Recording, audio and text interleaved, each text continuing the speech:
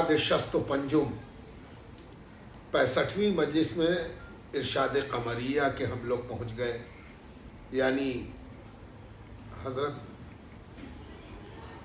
سید شاہ عطا حسین فانی قدس سرہ العزیز اپنے جمع کردہ ملفوظ ارشاد قمریہ میں اعلیٰ حضرت کی 65ویں مجلس کو اس عنوان سے جمع فرما رہے ہیں کہ درمیان سلوک و اصطلاح خواجگان و قصہ حضرت خواجہ بہاؤالدین نقشبند قدس سرہ، یعنی اس کا عنوان یہ ہے کہ خواجگان نقشبندیہ سلسلے کے جو بزرگان دین ہیں ان کے سلوک کے طے کرنے کا اصول قاعدہ کیا ہے اور وہ کون سی اصطلاح ان کے درمیان رائج ہے، ان کے سلسلے میں وہ کون سی ٹرمینالوجی ہے جس کا استعمال وہ اپنے سلسلے کی کیفیات اور آہنگ کو پیش کرنے کے لیے سامنے رکھتے ہیں۔ اور خواجہ بہاؤالدین نقشبند رحمۃ اللہ علیہ کا کوئی واقعہ ہے جو آگے آ رہا ہے۔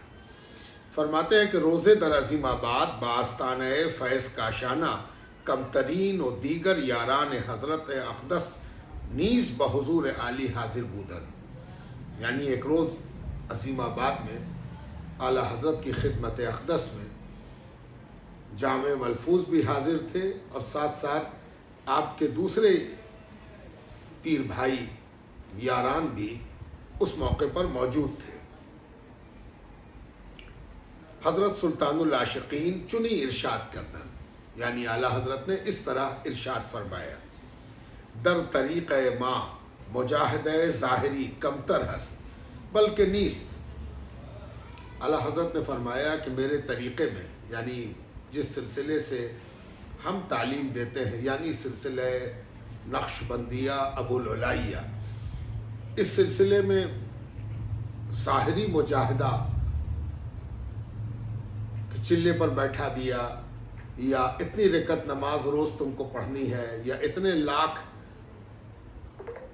وظیفے پڑھنے ہیں یا اتنا مجاہدہ محنت جس کا تعلق ظاہری عبادات اور ظاہری پابندی اور ظاہری مجاہدے سے ہے، وہ میرے سلسلے میں نہیں۔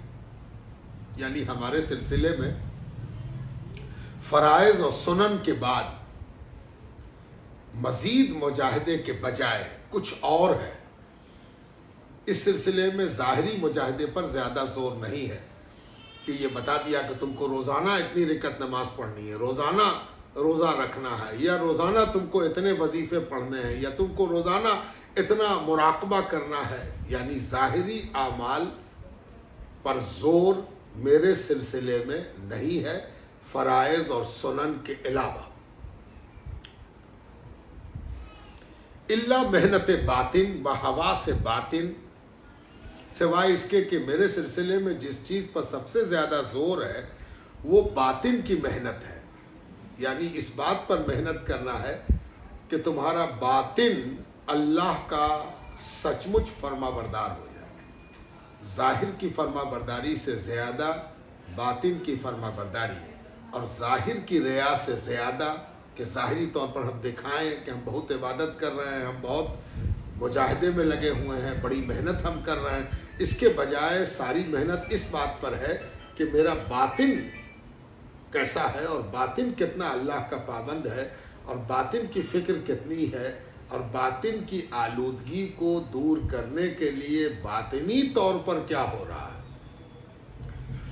اس پر زیادہ محنت۔ الا محنت باطن بہوا سے باطن، ایک تو چھپی ہوئی محنت، اس بات کی نگہداری کہ اندر سے دل کیا سوچ رہا ہے، جس کو سرکار غوث پاک نے فرمایا تھا کہ کن بواب علی باب قلبک، اپنے قلب کے دروازے پر دربان بن کے بیٹھ جاؤ، ایسا دربان بنو جو دل کے دروازے پر بیٹھتا ہو، تو نہ دل دکھائی دیتا نہ دربان دکھائی دے گا۔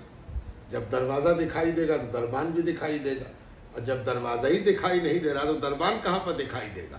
اس کے مطلب یہ کہ چونکہ دل کا دروازہ چھپا ہوا ہے، اس لیے تمہاری دربانی بھی مخفی ہونی چاہیے۔ چھپے ہوئے دروازے پر ظاہری دربان سے کوئی فائدہ نہیں ہے.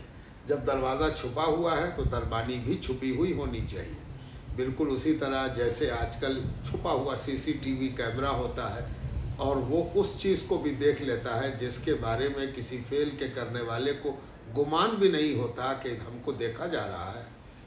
اسی طریقے سے تم اپنے باطن کی فکر ظاہر سے زیادہ کرو،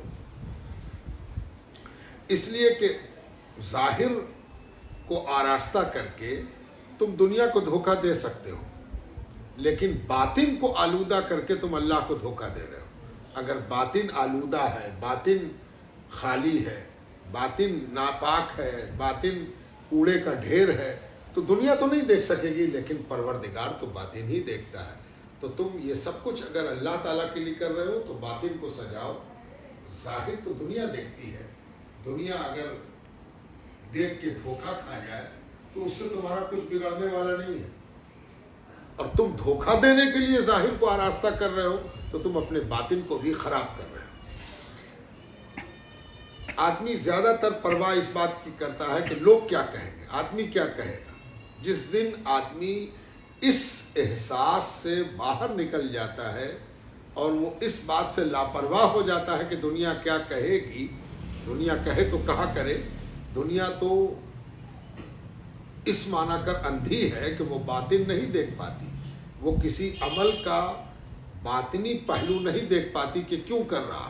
مثلا ایک آدمی کو دیکھا کہ شکل و صورت مسلمانہ ہے اور وہ روزے کے دنوں میں یعنی رمضان میں کچھ کھا رہا ہے اور وہ بھی دن میں کھا رہا ہے، تو دنیا زیادہ سے زیادہ دیکھے گی اور کہے گی کہ بڑا کمینہ ہے اور اس کو روزہ رکھنا چاہیے تھا، دیکھنے میں ہٹا کٹا ہے، یہ اطمینان سے کھا پی رہا ہے، رمضان کا دن ہے. یہ اس ظاہری نظر رکھنے والے کا دیکھنے کے نتیجے میں نتیجہ ہے. لیکن اس کو یہ نہیں معلوم ہے کہ ہو سکتا ہے اس کو ڈاکٹر نے منع کیا ہو سکتا ہے اس یہ مسافر ہو، اس کی مسافرت کی وجہ سے اس پر روزہ نہ ہو، یا اس کی بیماری کی وجہ سے اس پر روزہ نہ ہو.